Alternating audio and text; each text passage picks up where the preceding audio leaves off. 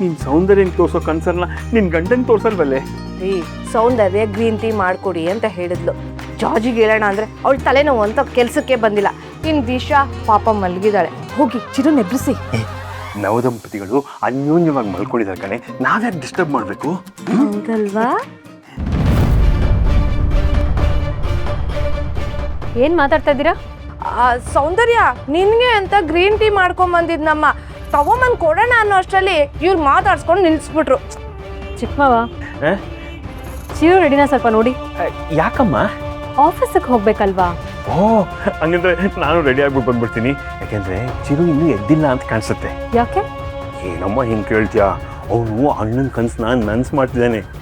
ಏನು ಕನ್ಸು? ಮೊನ್ನೆಯಿಂದ ಚಿರು ಮತ್ತು ದಿಶಾ ಅನ್ಯೋನ್ಯವಾಗಿಲ್ವಾ? ಆಮೇಲೆ ಅಣ್ಣ ಮೊಮ್ಮಗು ಬೇಕು ಅಂತ ಹೇಳಿದ್ನಲ್ಲ, ಆ ಕನ್ಸನ್ನ ನನ್ಸ್ ಮಾಡ್ತಿರ್ಬೇಕು.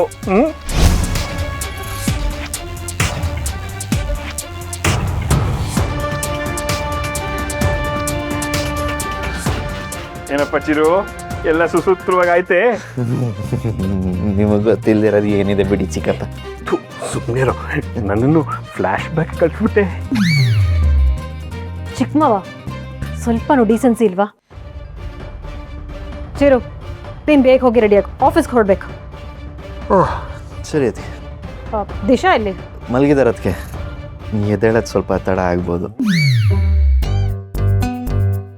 ನಾನು ಎದ್ದೇ ಇದ್ದೀನಿ ಚಿರಾಗ್.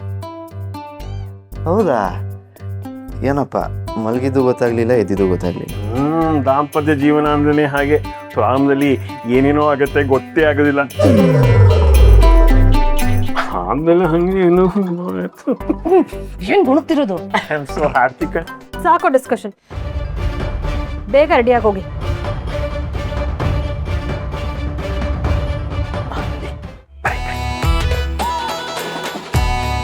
ಏನಂದ ದಿಶಾ, ನಿನ್ನ ಮುಖದಲ್ಲಿ ಏನೋ ಬೇರೆ ಥರ ಕಳೆ ಕಾಣಿಸ್ತಾ ಇದೆ ಇವತ್ತು. ಇನ್ಮೇಲೆ ಹಂಗೆ ಚಿಕ್ಕಪ್ಪ, ಮನ್ಸಲ್ಲಿ ಇದ್ದಿದ್ದು ಹಳೆ ಕೊಳೆ ಎಲ್ಲ ಕೊಚ್ಕೊಂಡೋಗಿ ಹೊಸ ಮಳೆ ಸುರಿಯೋ ಥರ ಹೊಸ ಕಳೆ ಬರುತ್ತೆ. So 2 will become 3. ನಾನೇನೋ ರೆಡಿ. ಚಿರಾಗ್ ಹೋಗೋ ಆಫೀಸಿಗೆ ರೆಡಿಯಾಗಿ. Good luck Chiru, all the best. Thanks ಚಿಕ್ಕಪ್ಪ. ನಾನು ಸ್ನಾನ ಮಾಡಬೇಕು. ಸುಕ್ಕು, ನಾನು ಸ್ನಾನ ಮಾಡಬೇಕು ಕಣೆ. ಬಾ. ನನ್ನ ಸ್ನಾನ ಬೆಳಿಗ್ಗೆನೆ ಆಯಿತು, ಹೋಗಿ ಸ್ನಾನ ಮಾಡಿ. ಏನು ಹೇಳ್ತೀನೋ, ಎಲ್ಲಿ ಕರೋರು ಬರೋದು.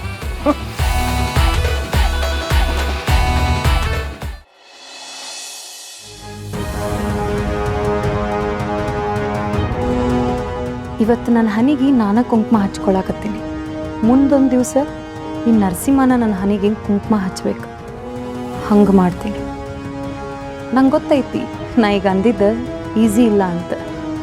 ಆದ್ರೆ ಈ ಹಾವ ಮುಂಗ್ಸಿ ಹಂಗೆ ಜಗಳಾಡೋ ಈ ನರಸಿಂಹ ಸಂಜನಾ ನಡು ನನ್ನ ಬೇಳಿ ಬೇಯಿಸ್ಕೋಬೇಕು. ಆಮ್ಯಾಗ ಈ ಮನೆಯವ್ರ ಮನಸ್ಸು ಗೆಲ್ಬೇಕು. ಸಿಂಹದ ಥರ ಇರೋ ನರಸಿಂಹನ ನನ್ನವನಾಗಿ ಮಾಡ್ಕೊಂಡು ನನ್ನ ಕಾಲು ಕೆಳಗೆ ಬಿದ್ದಿರ್ಬೇಕು. ಹೆಂಗಿದ್ರು ಓದಿ ದೊಡ್ಡ ಆಫೀಸರ್ ಆಕ್ಕನ, ರೊಕ್ಕಕ್ಕಂತೂ ಚಿಂತೆ ಇಲ್ಲ. ಲಾಸ್ಟ್ ಟೈಮ್ ಅವ್ನು ಬಿಟ್ಟು ದೂರ ಹೋಗಿರೋದು ಗಿಲ್ಟ್ ಇನ್ನೂ ಕಾಡಾಕತ್ತೈತಿ. ಆ ತಪ್ಪ ಈ ದಪ್ಪಿ ನಾ ಮಾಡಂಗಿಲ್ಲ. ಅವನು ಬಿಟ್ಟು ದೂರ ಹೋಗೋದು ಇಲ್ಲ. ಅವನಿಗೆ ನನ್ನ ಮೇಲಿರೋ ನೆಗೆಟಿವಿಟಿನ ದೂರ ಮಾಡಬೇಕು.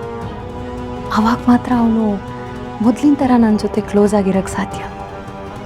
ಸೊ ಒಳ್ಳೆಯವಳಾಗಿ ನಾಟಕ ಮಾಡೋ ಆಟನ ಇವತ್ತೇ ಶುರು ಮಾಡ್ತೀನಿ.